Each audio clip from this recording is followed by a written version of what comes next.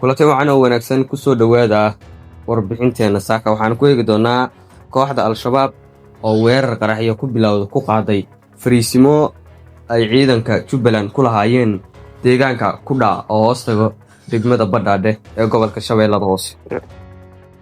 Warar kala duwan ayaa ka soo baxaya weerar ay saaka dagaalyahana ka tirsan kooxda Al-Shabaab ku qaadeen saldhig ciidanka Jubbaland ay ku leeyihiin aagga xadka ay wadaagaan Soomaaliya iyo Kenya, gaar ahaan deegaanka Buurgaabo iyo jasiiradda ku dhaca ee gobolka Jubbada Hoose.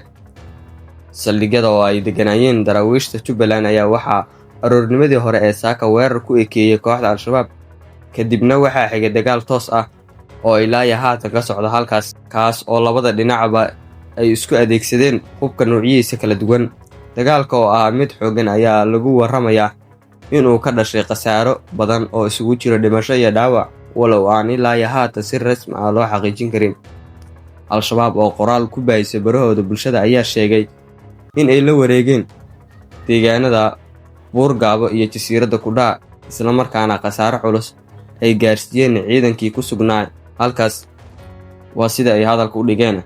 Dhankooda saraakiisha u dhashay Jubbaland ayaa sheegay in ay iska difaaceen weerarkii uga yimid khawaarijta, waxayna intaasi ku dareen in dagaalka ay ku dileen maleeshiyaad badan.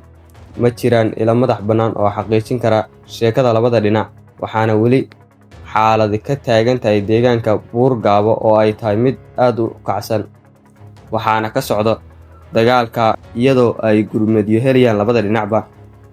Inta badan Al-Shabaab ayaa mararka qaar weerar gaadmo ah oo xilli hore oo subaxnimo ku qaada saldhigyada ciidamada. Ilaa haatan waxaa muuqata in aan wax laga baran weerarka isku xilliga dhaca ee kooxdu ay ku bartilmaameedsan ciidanka dowladda. Weerarkan ayaa ku soo aadaya xilli muddooyinkii ugu dambeeyay ay howlgal ka dhan ah kooxda Al-Shabaab ka socdeen gobollada Jubbooyinka, waxaana iskaashanaya ciidanka daraawiishta Jubbaland iyo kuwa danab oo inta badan beegsada xarumaha muhiimka ah ee argagixisada.